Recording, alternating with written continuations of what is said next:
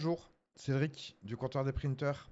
Alors, toute première vidéo qu'on va poster sur la chaîne YouTube, c'est pas facile pour moi. J'ai jamais fait ce genre de contenu. Soyez un peu négligent par rapport à vos commentaires. Je sais que c'est pas facile. Enfin, je peux vous confirmer que c'est pas facile. J'ai vraiment du mal à faire ce genre de vidéo, surtout quand vous me voyez en plus. Donc voilà, c'est pas facile. Aujourd'hui, on a décidé avec le comptoir des printers, donc le Discord que j'ai décidé de créer avec des amis, de vous faire un top 5 des machines que nous, on va vous conseiller. Alors, c'est des machines qui sont à moins de 300 euros. Je veux dire, c'est des machines que tout le monde peut acheter et que nous, on va vous conseiller. Bien sûr, ça reste notre point de vue à nous. Voilà. Si vous avez d'autres points de vue, n'hésitez pas à nous les donner en commentaire. N'hésitez pas à vous abonner et à liker la vidéo si vous aimez bien le contenu, malgré que c'est pas facile pour moi. On a décidé donc de se faire ce top 5. Ce top 5, il va se décliner en deux parties. Donc les machines à moins de 300 euros et les machines à, qui va jusqu'à 1000 et plus. Donc le premier top 5, on va partir. Donc on va aller de celle qu'on vous conseillera le moins à celle qu'on va vous conseiller le plus. Bien sûr, ça reste tous des bonnes machines. Attention, c'est pas parce que j'ai mis la cinquième position cette machine-là que cette machine est pas bien. Non, non. Attention, non. Cette machine est bien, mais il y a mieux. Il y a mieux et peut-être même moins cher. Voilà. Donc en cinquième position, on va vous conseiller l'artillerie, la Sidewinder X3 Pro qui viennent de sortir, en sachant qu'il y a la 4 qui est dans les petits papiers de Sidewinder, enfin de chez Artillery.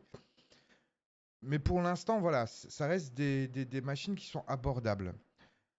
Direct drive, palpation automatique, etc. Donc toutes les machines qu'on va vous citer là, c'est toutes des machines qui ont ces améliorations-là.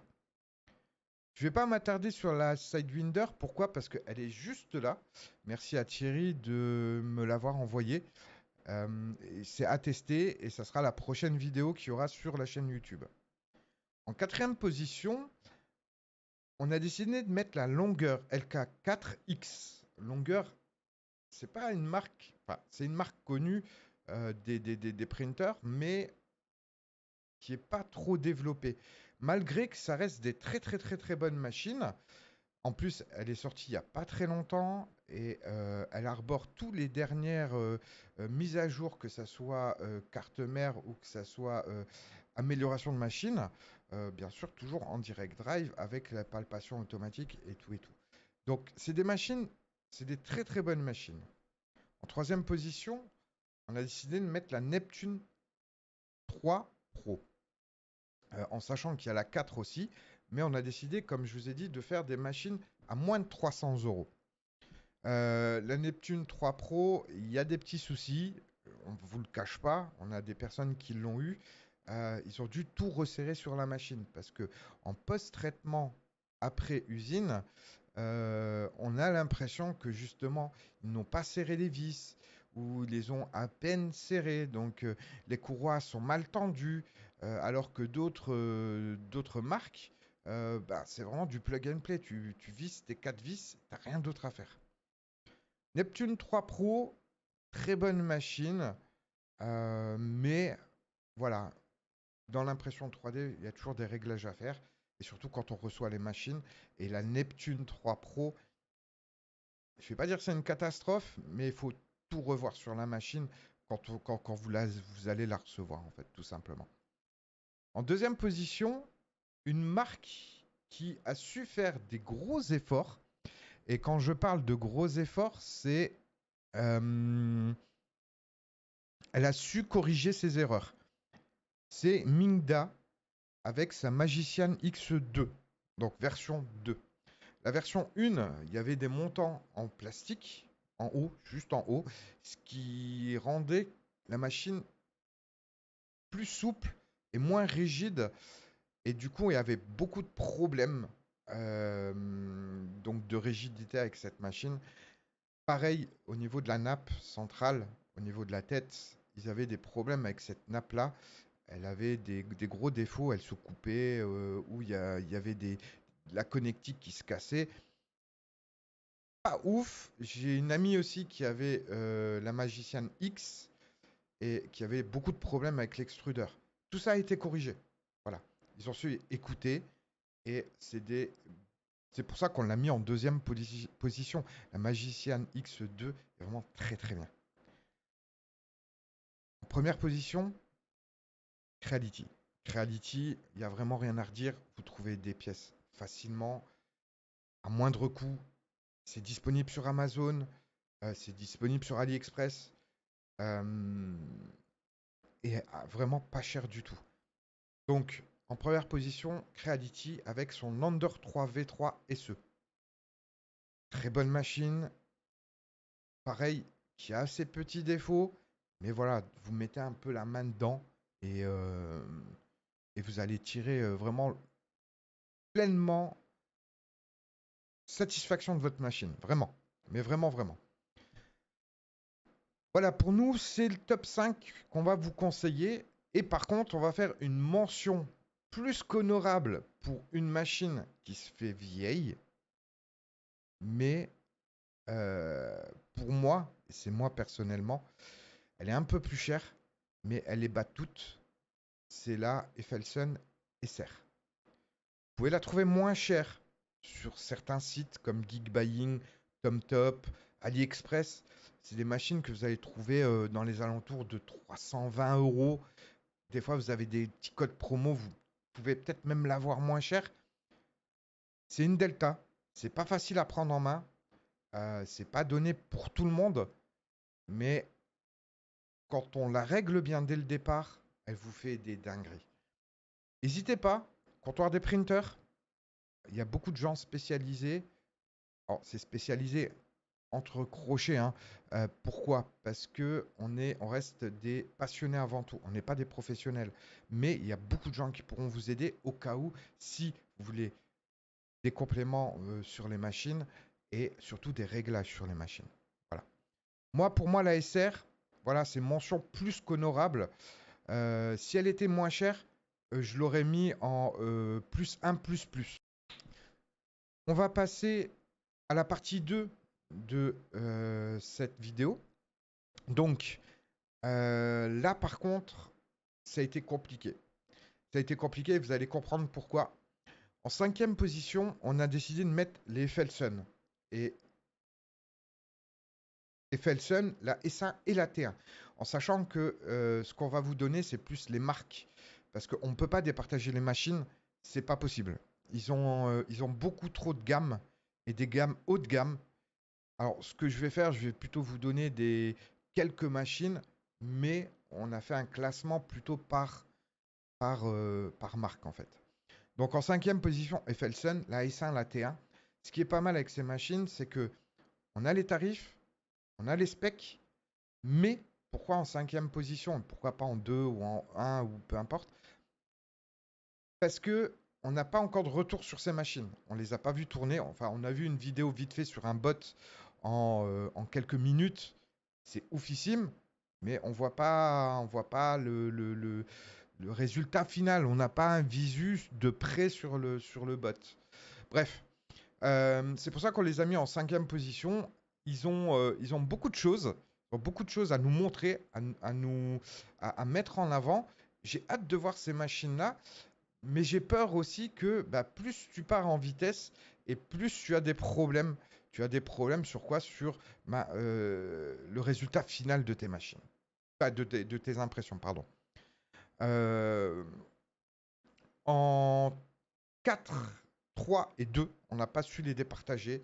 Ça reste pour nous des machines qui se valent. Il n'y a pas. Voilà. Même si niveau tarif, c'est. Il y en a des plus chers, il y en a des moins chers. Mais pour nous, ça reste la même chose. En fait, on va chercher le résultat. Si vous achetez des machines comme ça, c'est que vous avez le budget. Voilà. Je ne vais pas vous dire en quatrième, mais pour moi, voilà. Kiditech, vous avez la X Max 3, la X Plus 3. Sont des bonnes machines, mais pour moi personnellement, je suis pas très fan. Je suis pas très fan de cette enclosure plastique.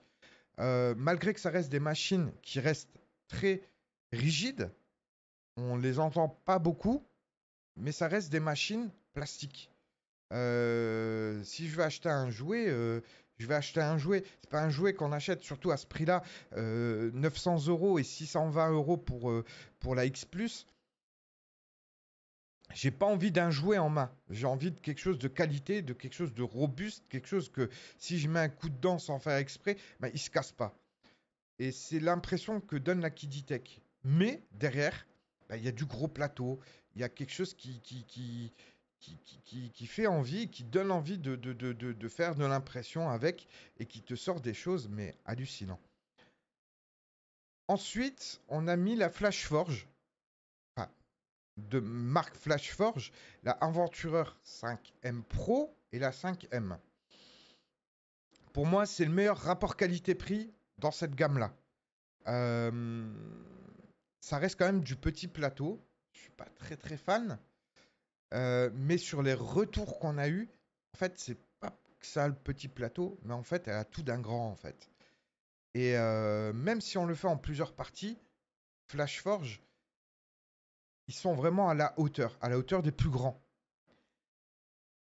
Moi, pour moi, et c'est mon avis personnel, ça reste trop fermé.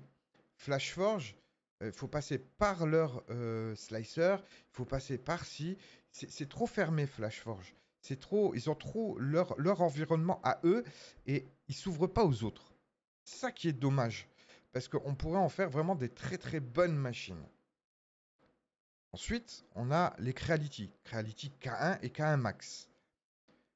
Pourquoi j'ai mis ces trois marques-là ensemble? Parce que pour moi, la K1 Max, ils ont eu trop de problèmes. Ils sont en train de les corriger. Je peux vous garantir qu'à l'heure d'aujourd'hui, les gens qui commandent des K1 et K1 Max, ils ont des corrections. Correction extrudeur, correction écran, correction carte mère. Ils ont beaucoup de corrections à faire. Ils sont en train de le faire. Mais, il reste quand même à la hauteur des Kiditech et des Flashforge. Première place, par contre, eux, c'est indéniable, c'est Bamboo Lab. Bamboo Lab, avec leur X1 carbone, leur P1S, P1P, leur A1 mini et leur A1 qui viennent de sortir. À l'heure d'aujourd'hui, j'ai eu beaucoup de machines. J'ai eu l'occasion de tester énormément de machines et d'en avoir personnellement beaucoup. C'est la seule marque qui, vous prenez, vous sortez du carton, vous appuyez sur le bouton, vous faites la calibration et vous faites rien d'autre. Quand je vous dis rien d'autre, même niveau slicer, vous ne touchez à rien. C'est hallucinant, cette machine. C'est vraiment du plug and play. Vous avez des réglages. Vous allez sur Maker World, vous avez des pré-réglages qui vous est donné avec les impressions. Vous n'avez rien à régler. Si, une seule chose. Choisir l'AMS et la couleur que vous voulez mettre en 1, en 2, en 3 et en 4. C'est tout ce que vous avez à faire. C'est pour ça qu'on les a mis en première position parce que c'est, si vous voulez un résultat rapide, efficace, sans prise de tête, vous partez chez Bamboo Lab. Le prix, c'est vrai que c'est cher, mais derrière, vous avez quelque chose de vraiment pas mal. Vous avez un suivi. Si vous avez un problème ou quoi que ce soit avec votre machine, ils sauront vous expliquer comment faire pour démonter votre machine. C'est hallucinant. C'est hallucinant. Vraiment, c'est les machines à conseiller et à avoir sous le sapin si vous voulez vraiment faire quelque chose d'énorme avec en impression 3D, tout simplement. Voilà. Désolé pour le bégaiement, désolé pour peut-être les fautes d'élocution que j'ai pu faire. C'est pas facile, ça va s'améliorer avec le temps.